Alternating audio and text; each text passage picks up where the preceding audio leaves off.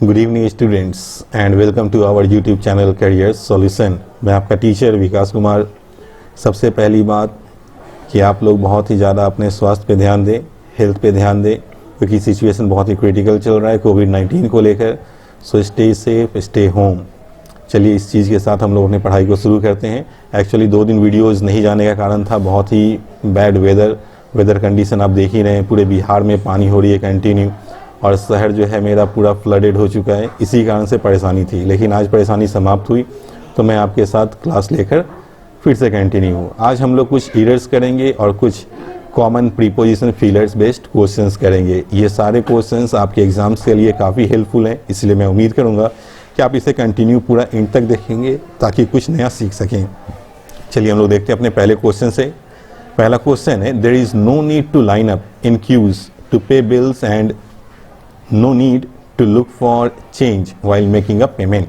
ये मेरा क्वेश्चन लिखा, ये पार्ट 1 हुआ, दैट मीन्स ए, यह बी हुआ, यह पार्ट सी हुआ, और नो ईयर डी पार्ट हुआ। ठीक है, अब आप देख कर बताइए इसमें गलती दिख रही है कहीं। मुझे उम्मीद है कि बहुत सारे स्टूडेंट जो होंगे वो अपना आंसर ले रहे होंगे कुछ ए, और कुछ लोग जो होंगे वो आगे पढ़ते पढ़ते चलेंगे और आ जाएंगे सी में। कुछ लोगों का आंसर होगा ए, लाइन अप, और कुछ लोगों का आंसर होगा वाइल। लेकिन मैं आपको बता दूं कि आप लोगों के लिए एक सरप्राइज़ है, और सरप्राइज़ वह यह है कि आपका जो आंसर है, ठीक है, वो आंसर है नो ईरर। ठीक है तो पहला ही क्वेश्चन नो ईरर डालने का पर्पस ये था कि आप लोग इस चीज़ के लिए हमेशा प्रिपेयर रहें कि जब आप एग्ज़ाम में जाते हो और क्वेश्चन सॉल्व कर रहे होते हो तो आपको अगर लगे कि नहीं सेंटेंस में कहीं ईरर नहीं है, तो आप डर रहे होते हो कि मतलब पहला ही क्वेश्चन नो ईरर कैसे ले लूँ। बट आपको लेना होता है, थोड़ा हिम्मत जुटाना होता है। अगर आप कंफर्म है कि कहीं ईरर नहीं दिख रहा है तो आप नो ईरर पर ही जाएंगे, और वो सही भी होना है। यही कारण था कि मैंने आपको पहला ही क्वेश्चन आज नो ईरर डाला था। और चूंकि ये नो ईरर है तो मैं इसमें ज़्यादा कुछ एक्सप्लेनेशन, कॉज, रीज़न समझाने वाला नहीं हूँ आपको। ठीक है कि ये नो ईरर क्यों है। नो ईरर है, दैट मीन्स नो ईरर है। हम लोग इसे स्केप करेंगे और आगे क्वेश्चन नंबर 2 पे चलेंगे ताकि कुछ नया सीख सकें। चलिए क्वेश्चन नंबर 2 है, Jan Dhan program focused for opening bank account for at least 1 number of every Indian family. यह मेरा क्वेश्चन लिखा गया। अब अगेन अगर आप इसमें एरर ढूंढने चलेंगे तो कुछ स्टूडेंट्स ऐसे होंगे जो सी सेक्शन में आएंगे direct, 1 number of every Indian family. ये थोड़ा पढ़ने में ऑकवर्ड लग रहा है। उनका कॉज ये होगा या रीज़न वो ये देंगे कि सर ये 1 number of every Indian family थोड़ा ऑकवर्ड लग रहा है पढ़ने में, तो सो दैट आंसर भी सी होना चाहिए। लेकिन मैं बताऊंगा कि अगर वो लोग सी ले रहे हैं तो मिस्टेकनली वो लोग गलत कर रहे हैं। आंसर आपका ए में बैठा हुआ है, और वो क्यों है ये कुछ स्टूडेंट्स अभी तक समझ चुके होंगे। क्योंकि फोकस्ड जो वर्ड होता है, फोकस, ये अपने साथ हमेशा ऑन प्रीपोजिशन लेता है। क्या लेता है? हमेशा ऑन प्रीपोजिशन लेता है। और आपके क्वेश्चन में गौर करके देखिए क्या लिखा गया है, फॉर, जो कि मिस्टेक है। ठीक है, मैं उम्मीद कर रहा हूँ कि आपको ये समझ में आ चुका होगा कि यहाँ फॉर की जगह क्या होना चाहिए था, ऑन होना चाहिए था, और लिखा गया था फॉर। दैट मीन्स आपका करेक्ट आंसर क्या होगा, ए सेक्शन। ठीक है, तो चलिए हम लोग फिर देखते हैं अपने नेक्स्ट क्वेश्चन को देखते हैं। ठीक है, क्वेश्चन नंबर 3 है। क्वेश्चन नंबर 3 में लिखा गया, in the forthcoming match. Forthcoming का मतलब होता है आने वाला। In the forthcoming match between India and West Indies, MS Dhoni has been substituted with Rishabh Pant. मतलब क्या हुआ कि आने वाला जो मैच है भारत और वेस्ट इंडीज के बीच, इसमें MS धोनी को ऋषभ पंत की जगह पे MS Dhoni has been substitute, MS Dhoni को सब्स्टिट्यूट मतलब विकल्पित रूप में रखा गया है ऋषभ पंत की जगह। ठीक है, तो मतलब क्या हुआ कि किसी को हम सब्स्टिट्यूट तो कर रहे हैं। ठीक है, जब हम किसी को सब्स्टिट्यूट कर रहे होते हैं, ठीक है, तो आपको प्रीपोजिशन के चैप्टर में पढ़ाएगा तो ये सब्स्टिट्यूट हमेशा अपने साथ कौन सा प्रीपोजिशन लेके आता है, फॉर। ठीक है, और आपके क्वेश्चन में क्या लिख कर दिया गया, विथ, जो कि गलत है। तो हमें विथ को क्या करना होगा, रॉन्ग, और आंसर क्या लेना होगा विथ की जगह पर, फॉर। ठीक है, तो आपको समझ में आ चुका होगा अभी कि आपका आंसर क्या बनेगा, सी सेक्शन, सब्स्टिट्यूट फॉर। और ये आप हमेशा, मैं फिर कर रहा हूँ कि जो भी मैं समझा रहा हूँ आपको वो याद कर लेना चाहिए, ध्यान से समझना चाहिए, ताकि आपको नेक्स्ट जो क्वेश्चन एग्जाम में मिले तो आप बहुत ही कॉन्फिडेंटली इस चीज़ को सॉल्व भी कर सकें। ठीक है, चलिए हम लोग नेक्स्ट अपने क्वेश्चन पे चलते हैं, क्वेश्चन नंबर 4 पर। क्वेश्चन नंबर 4 है, PM Narendra Modi congratulated all scientist for their successful launch of Chandrayaan 2। प्रधानमंत्री नरेंद्र मोदी ने सभी भारतीय जो वैज्ञानिक हैं उन्हें बधाई दिया उनके सफल चंद्रयान 2 के परीक्षण पर, मतलब सफल जो परीक्षण किया गया, ठीक है, इसको लेकर। तब हमें ये देखना है अगेन कि इसमें ईरर है कहाँ। तो इसमें भी मैं ज़्यादा घुमाऊंगा नहीं आपको, इसमें भी क्वेश्चन जो है वो प्रीपोजिशन बेस्ड ही है कि कॉन्ग्रेचुलेट जो वर्ड होता है, ठीक है, कॉन्ग्रेचुलेट जो वर्ड होता है वो हमेशा अपने साथ, ये जो वर्ड है ये हमेशा अपने साथ ऑन प्रीपोजिशन को एग्रीमेंट करके आता है, ठीक है। यहाँ क्या होना चाहिए था ऑन, लेकिन लिखा क्या गया फॉर, जो कि रॉन्ग है। आपका आंसर क्या होगा बी सेक्शन, ठीक है। फिर से समझ लीजिए कि कॉन्ग्रेचुलेट कहीं भी लिखा हो तो मेरे लिए आंसर क्या होता है कॉन्ग्रेचुलेट के साथ ऑन का, ठीक है। फॉर या दूसरा कोई भी प्रीपोजिशन लिखे दैट मीन्स वो मिस्टेक है। Number 5, my father bought 10 dozen books from a nearby shop and distributed to the poor children of the locality. ये सेंटेंस आप पढ़कर देखिए, आपको ये सारा का सारा सही लगेगा। मेरे पिता ने 10 दर्जन किताबें बगल के दुकान से खरीदा और इसे मोहल्ले के गरीब बच्चों में बांट दिया। ये सेंटेंस आपको कहीं भी गलत नहीं लगेगा, ठीक है। लेकिन इसमें एक माइनर सा मिस्टेक है। जैसे ही हम कहें कि मोहल्ले के गरीब बच्चों में बांटा, तो बच्चों में बांटा मतलब क्या, बच्चों के बीच ही ना बांटा। तो जब संख्या यहाँ पे पुअर चिल्ड्रन, चिल्ड्रन लिखा मतलब 2 से ज़्यादा है, तो यहाँ पे 2 को हमको किससे रिप्लेस करना था, एमोंग से। अब आप पढ़कर देखिए, आपको सेंटेंस बहुत ही ज़्यादा क्लियर लगेगा। यहाँ पे क्या होना चाहिए था, एमोंग। पढ़ के देखिए, my father bought 10 books from a nearby shop and distributed among the poor children of the locality. Clear हो गया। दैट मीन्स आपका आंसर क्या बनना था, सी। सी सेक्शन में जो 2 का यूज किया था वो गलत था, ठीक है। वहाँ पे 2 को रिप्लेस करके क्या करना था, ठीक है, 2 को रिप्लेस करके क्या करना है, वहाँ हमें एमोंग का यूज करना है, ठीक है। Next question number 6, the consequences of his haughtiness. Haughtiness मतलब होता है जिद्दीपन, ठीक है। किसी चीज़ पे आप जिद पे अड़ जाते हो उसे हॉटीनेस कहते हैं, घमंडीपन हो उसे भी कहते हैं haughtiness. The consequences of his haughtiness were that his services were dispensed with by his master. ये इस क्वेश्चन में आप देखिए ईरर कहाँ है, ठीक है। इस क्वेश्चन में अगर आप ईरर ढूंढने निकले तो आपको हो सकता है कि ए पार्ट में लगे, कभी किसी को बी भी लग सकता है, किसी को सी भी लग सकता है। लगने का तो कोई भी, किसी को नो ईरर भी लगेगा, और आंसर जिनको भी नो ईरर लगेगा वो सही ही लगेगा, क्योंकि सेंटेंस में आंसर नो ईरर है। और इसमें नो ईरर क्यों है ये समझने वाली चीज़ है।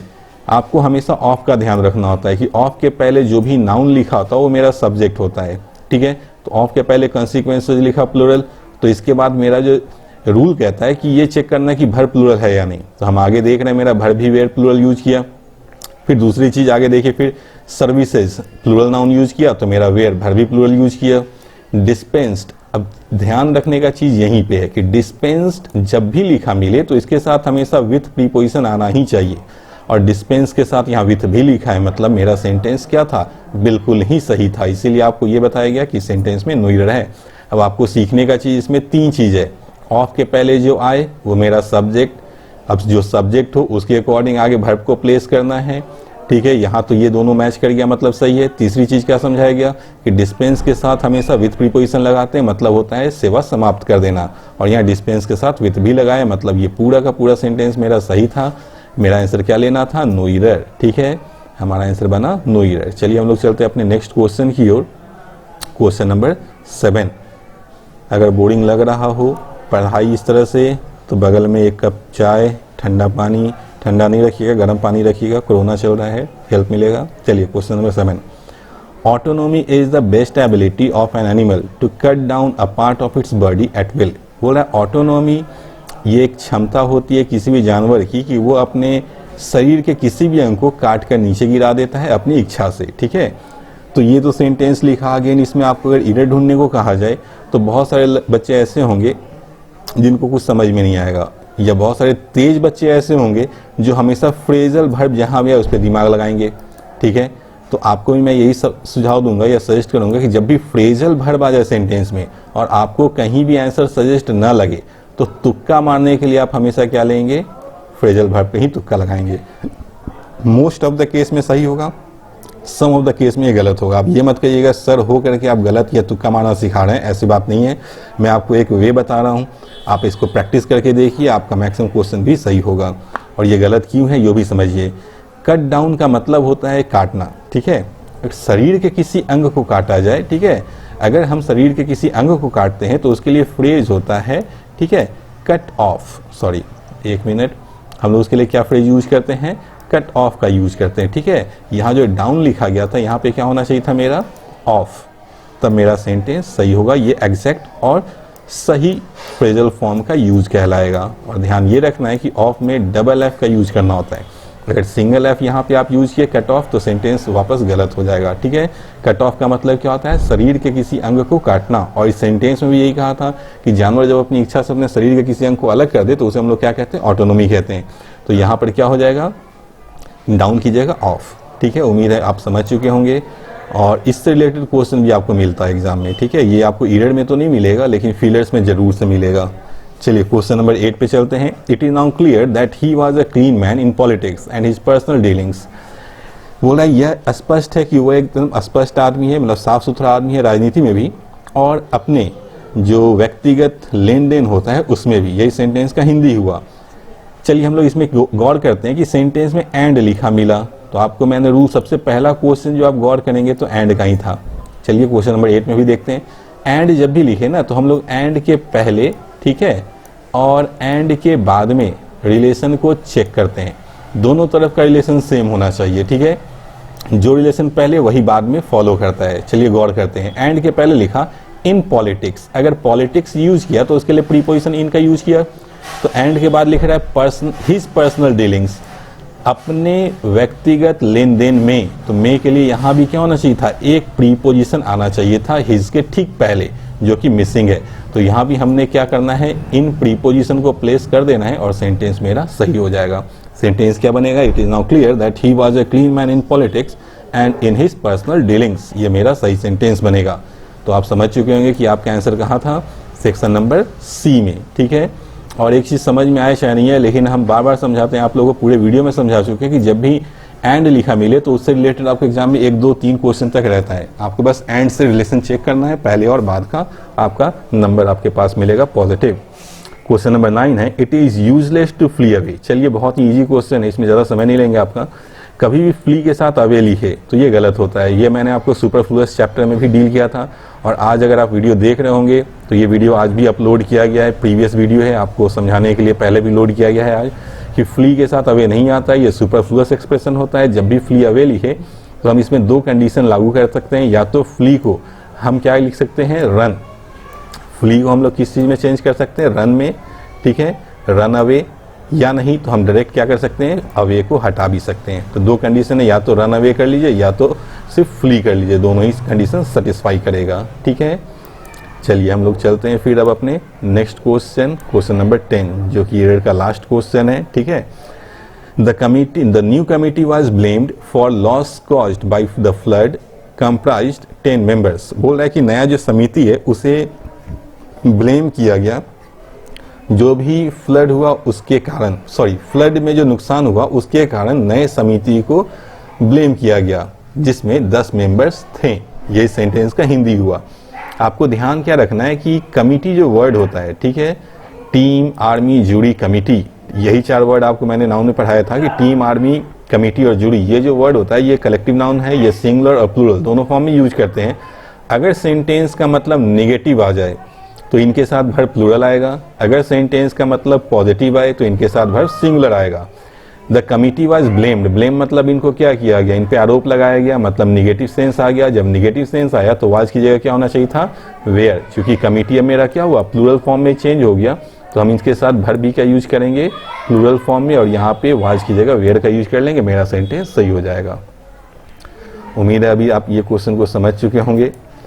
चलिए अब हम लोग चलते हैं अपने फीलर्स पर। Feelers that means preposition based ये फीलर्स है और ये काफ़ी इजी क्वेश्चन है। मैं डायरेक्ट समझाऊंगा, हो सकता है कि बहुत सारे बच्चे डायरेक्ट आंसर ही कंक्लूड कर लें क्योंकि बहुत ही ईजी है लेकिन बहुत ही इंपॉर्टेंट भी है। The president has given assent, assent का मतलब होता है सहमति, ठीक है, और ये हमेशा अपने साथ टू प्रीपोजिशन लेता है, ठीक है। एसेंट का मतलब क्या होता है, सहमति, और इसके साथ प्रीपोजिशन कौन सा एग्रीमेंट होता है, टू का, मतलब सहमत हो जाना। चलिए नेक्स्ट हम लोग चलते हैं क्वेश्चन नंबर 12 पर।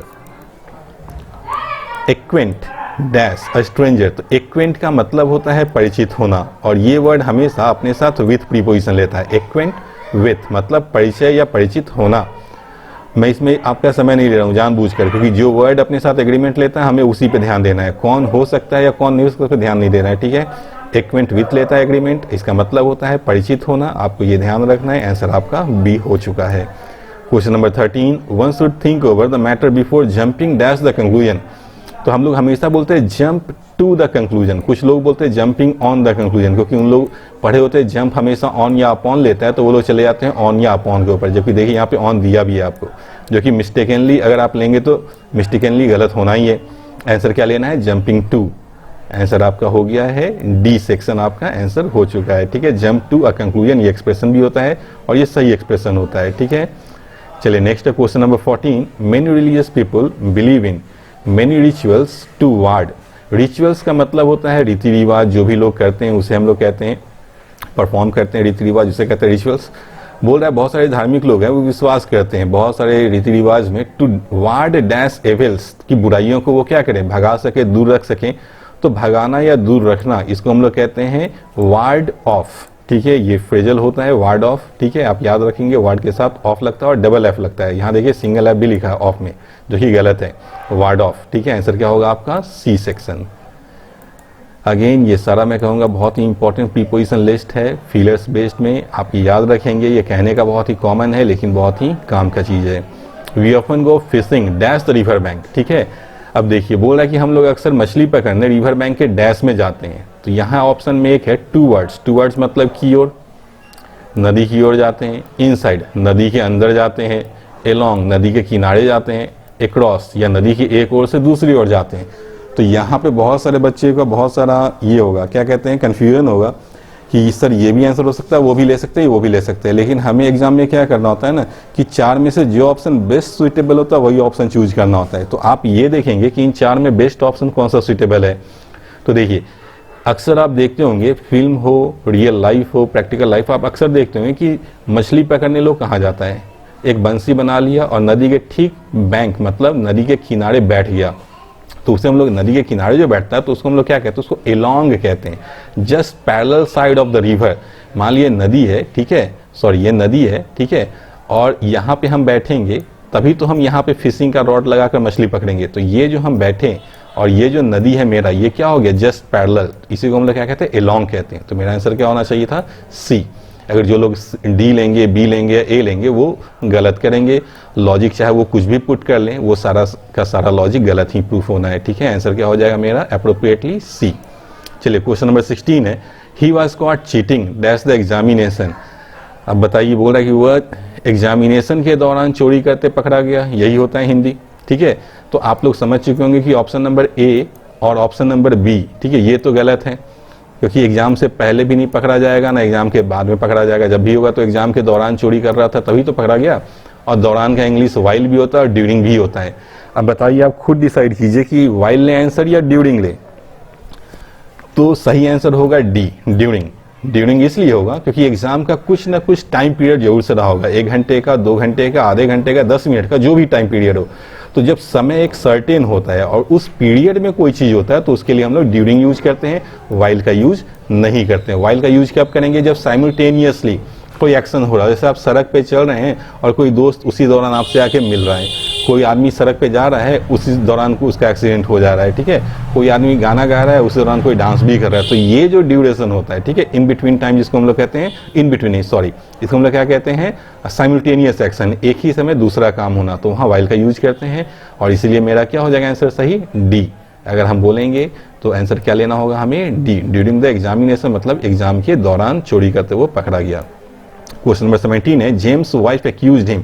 एक्यूज का मतलब होता है किसी पर आरोप लगाना और ये हमेशा अपने साथ ऑफ लेता है। ठीक है, और इसमें ध्यान क्या रखना है? सिंगल एफ, डबल एफ नहीं। आपको देखिए यहाँ डबल एफ भी लिखा है, तो जो लोग जल्दबाजी में होंगे देखेंगे एक्यूज ऑफ लेता है तो ऑफ में सीधे सी में आंसर मार देंगे। तो एग्जाम में ऐसा बहुत सारा क्वेश्चन मिलेगा, लेकिन आपको बहुत ही केयरफुल रहना होता है। एक्यूज ऑफ तो लेता है तो सिंगल एफ लेता है, ये चीज में आप ध्यान रखेंगे। आंसर होगा आपका बी, मतलब होता है किसी पे हमेशा किसी पे आरोप लगाना। ठीक है, क्वेश्चन नंबर 18 है, those who were absent yesterday will be debarred as taking the test today. वैसे लोग या वो लोग जो कल अनुपस्थित थे उन्हें आज टेस्ट देने से वंचित किया जाएगा।